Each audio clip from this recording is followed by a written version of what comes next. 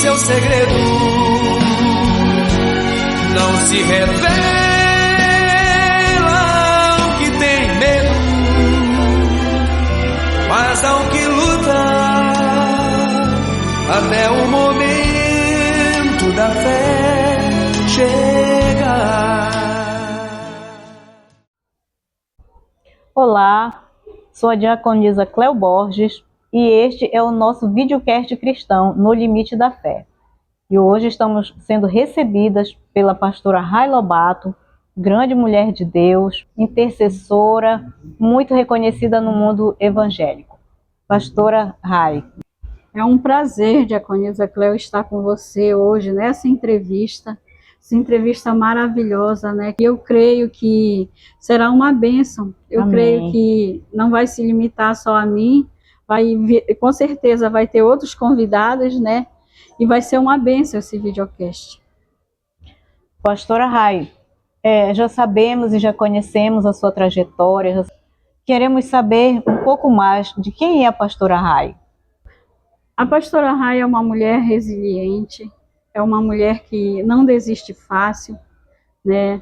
É uma mulher que levanta a bandeira do evangelho e Verdade. Não desiste de levantar esta bandeira, porque sabendo que, assim como Deus, Ele resgatou a minha vida, Ele pode resgatar a vida de muitos, né, que precisam dele. A pastora Rai nasceu no interior do Pará, em Breves. Veio de uma família de 7 irmãos, né? E no interior a gente não tinha as mínimas condições de estudar, porque na década de 60 não era fácil, as coisas eram mais difíceis, mas meu pai trouxe a gente para a cidade com o intuito de que a gente aprendesse, né, se formasse, tivesse uma graduação, né? E meus irmãos seguiram, cada um seguiu o seu caminho, uns formaram em administração, outros professores, mas desde cedo ardeu a chama do evangelho no meu coração. Então, o que eu abracei, a chamada ministerial, né, e me aperfeiçoei nisso, fiz o curso de teologia, né? Hoje eu sou formada em teologia para honra e glória do Senhor, procuro sempre conhecimento, né, bíblico da palavra de Deus. Sou apaixonada pela Bíblia, sou apaixonada por essa palavra que ela é vida, né? Ela é bússola, né, para quem precisa de um caminho. Jesus, ele falou, eu sou o caminho, a verdade e a vida, né? Então, eu me aperfeiçoei na teologia, na Bíblia, né? E louvo a Deus por isso, porque através deste conhecimento que Deus me deu, eu tenho ganhado almas para Jesus. Eu aceitei a Cristo com 11 anos de idade, passei por alguns ministérios, mas fui consagrada pastora no ministério Porta do Avivamento pelo pastor Theo em 2013. E desde lá eu exerço o ministério pastoral, né? E até hoje eu apregoo a palavra do Senhor. Né? Eu ministro sempre a esperança, eu gosto de ministrar a esperança. O meu ministério é com essas pessoas que têm necessidade de uma palavra de conforto, hoje no mundo que está tão difícil, e as pessoas estão apertando um gatilho muito fácil de suicídio, são pessoas com depressão, com ansiedade, mas a gente está aqui como suporte, como ajuda, apontando o caminho, que é Jesus. Verdade.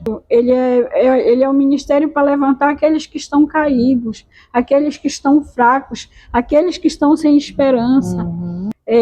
Aquele que se diria, entre aspas, fracos de espírito, né? Então, são pessoas, eu atendo no meu ministério, homossexuais, lésbicas, pessoas que estão com ansiedade, que estão com depressão, e eu tenho ajudado muito essas pessoas, né? O meu ministério é mais na base de levar a esperança àqueles que precisam. E eu sempre falo que Jesus, ele é o remédio, que ele cura qualquer dor. Então, essa é a pastora Rai. Isso é uma grande verdade mesmo. Essas pessoas precisam muito desse apoio mesmo. Mas, pastora Rai, dentro de toda essa trajetória, a senhora tem algum projeto que gostaria de realizar ainda no seu mundo espiritual, no seu trabalho evangelístico? Sim, sim, eu tenho uma coletânea de 100 poesias voltadas para as coisas de Deus, é, e tenho também 3 contos bíblicos, são histórias da Bíblia, mas eu reescrevi dentro de uma nova visão, né, que Bacana. Deus me deu um discernimento de falar dessas mulheres, de Ruth, de Débora, de Agar, né? A gente sabe que Ruth, ela era uma moabita, ela era uma mulher estrangeira em Israel, mas dela veio a descendência de Jesus de Nazaré, né? Glória a Deus. Então, para a gente colocar assim, esmiuçar mais a palavra de Deus, para que outras mulheres sejam impactadas com a história dessas mulheres.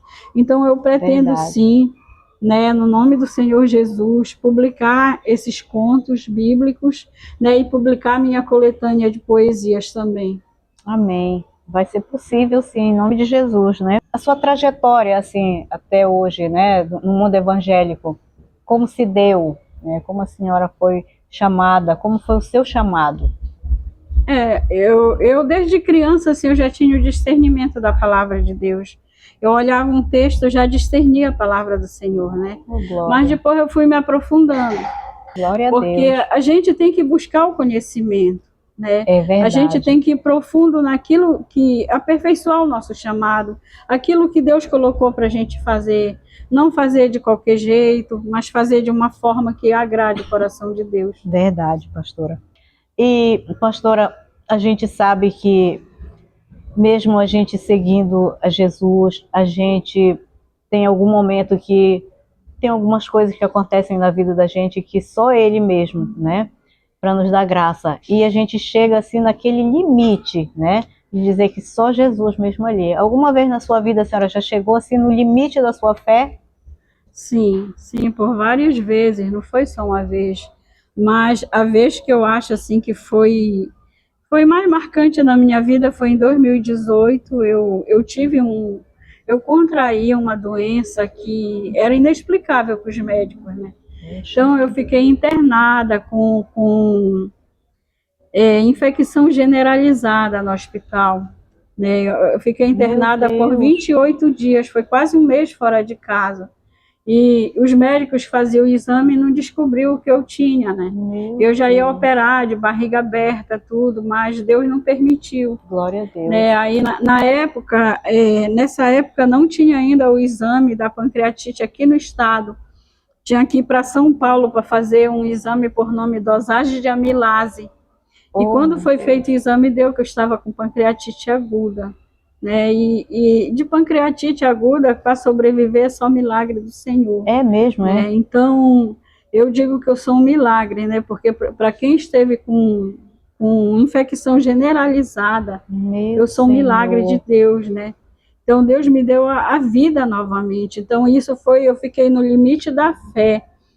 Eu posso continuar com o testemunho? Uma vez eu estava no hospital lá e eu sou muito sensível ao Espírito Santo e eu sentia assim como se fosse cheiro de morte, né? E nessa noite eu pensei que eu ia morrer, porque eu estava sentindo as coisas muito pesadas ali dentro. Meu Deus. E eu me lembro que eu fiz uma oração, eu virei o meu rosto para a parede, o meu leito estava bem rente à parede. Eu virei meu rosto para a parede e eu fiz uma oração ao Senhor. Eu disse: Pai, se tu ainda tem alguma coisa comigo na terra dos viventes, me tira desse hospital, me sara, porque se tu ainda queres que eu faça alguma coisa na tua obra. Foi a minha oração que eu fiz para Deus. Em poucos momentos depois eu ouvi uns gritos para uma outra enfermaria que um rapaz tinha falecido. Então o espírito da morte estava rondando por lá. E talvez se eu não tivesse feito aquela oração, talvez ele tivesse me ceifado naquela noite, né? Mas Deus me deu a oportunidade de eu continuar pregando a palavra dele, né? E eu dou esse testemunho, né? Que muito Deus forte, me deu uma nova vida. Muito forte esse testemunho, viu? Muito bom mesmo. Né? Então, pastora Rai, nós queremos que a senhora deixe assim aquela mensagem, né?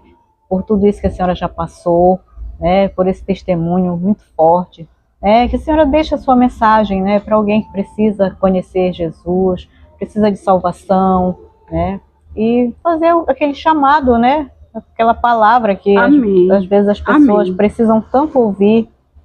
Eu sempre falo assim que eu prego a esperança, né? E hoje no mundo de tanta turbulência, em que as pessoas hoje estão apertando o gatilho do suicídio muito fácil, eu gosto de pregar a esperança.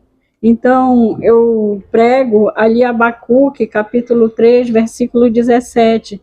É uma mensagem que fala assim: portanto, ainda que a figueira não floresça, nem haja fruto na vide, o produto da oliveira minta e os campos não produzam mantimento, as ovelhas da malhada sejam arrebatadas e nos currais não haja vacas, todavia eu me alegrarei no Senhor, exultarei no Deus da minha salvação. Jeová, o Senhor, é a minha força, e fará os meus pés como das servas, e me fará andar sobre as minhas alturas, né? Aleluia. Então, diaconisa Cléo, naquela época, a nação de Israel, eles passavam muita tribulação, era uma fome que assolava a nação de Israel. E o povo, ele pedia uma solução para quem? Para Abacuque, o profeta, que era o intermediário entre Deus e o povo. E Abacuque subia ao monte Sigionote e pedia para o Senhor uma resposta, mas Deus estava no silêncio. Só que quando Deus está no silêncio, Ele está trabalhando. Né? Verdade. Deus tem o tempo dele para fazer as coisas e nós temos que respeitar o tempo do Senhor. Não deixar que a ansiedade tome conta da nossa vida. Né? Então, Ele vai e fala para o povo que havia um tempo que Deus ia fazer a restauração do povo de Israel, como Deus fez. Né? Mas enquanto ele subia ao monte, ele resolveu louvar o Senhor, glorificar, exultar. Glória a Deus. Então, quando a gente exulta a Deus, quando a gente glorifica o Senhor, a gente resolve. Não é que a gente resolva aquele problema ele fica amenizado. E Deus, Ele escuta. Tem um louvor da harpa cristã que fala assim: se um hino cantar tu puderes, nas horas de grande aflição, então voarás se puderes até a celeste mansão. Porque o louvor nos eleva a Deus também. Então, tá difícil, pode estar difícil para você, mas louve o Senhor, busque o Senhor, porque só de Deus vem a solução das nossas vidas e a resposta. Amém? Amém. Pastora Rai, nós queremos te agradecer o seu carinho de nos receber na sua residência maravilhosa, esse espaço tão aprazível, e falar de Jesus no local assim, né? É tão maravilhoso, sabe? Que a graça do Senhor encheu esse lugar. Amém. Né? E nós agradecemos, estamos muito mesmo agradecida por a senhora nos receber aqui. Amém, amém. Eu que agradeço, né? Agradeço muito essa oportunidade. Amém. Se tua força não puder te fazer ficar de pé, esse é o momento do poder